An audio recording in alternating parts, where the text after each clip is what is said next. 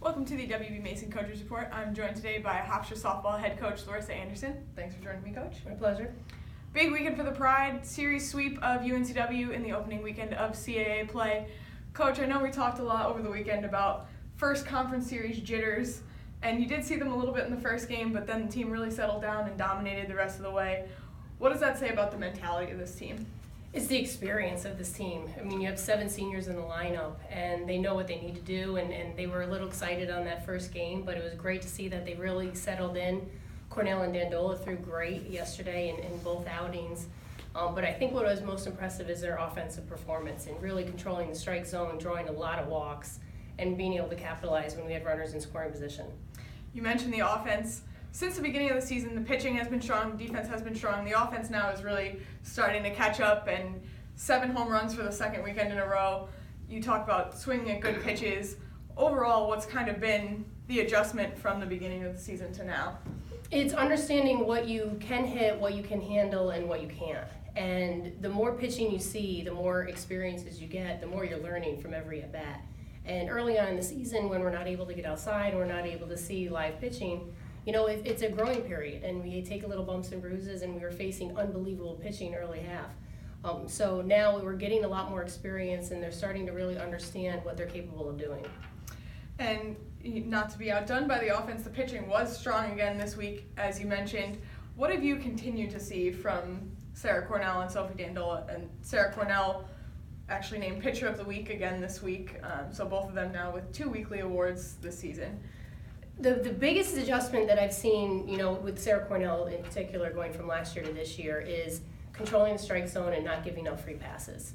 She's really reduced her number of walks, and she's much more competitive on the mound. And if someone gets on base, they have to earn it.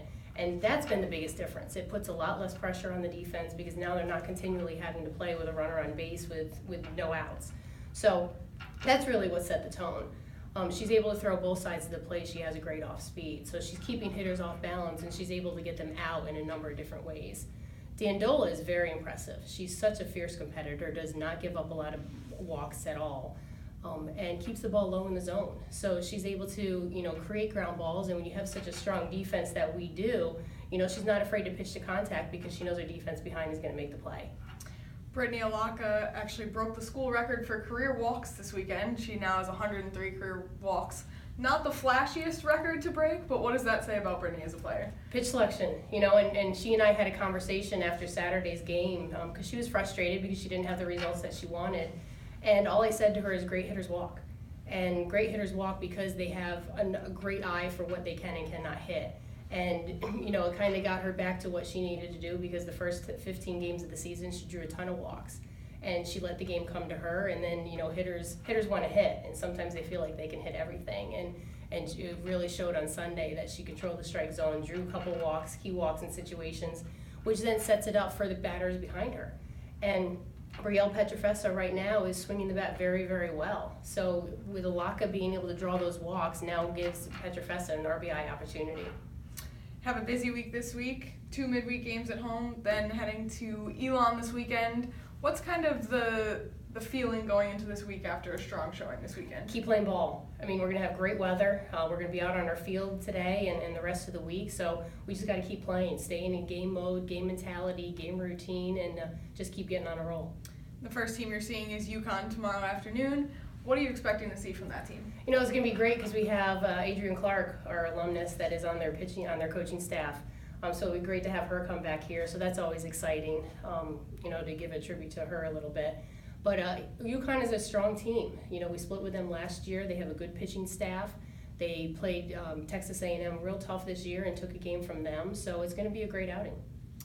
Pride have many games this week, starting with 2 home games midweek, playing UConn on Tuesday afternoon at 3 p.m. before hosting Fordham on Wednesday at 3 p.m., and then heading to Elon for CAA Series this weekend.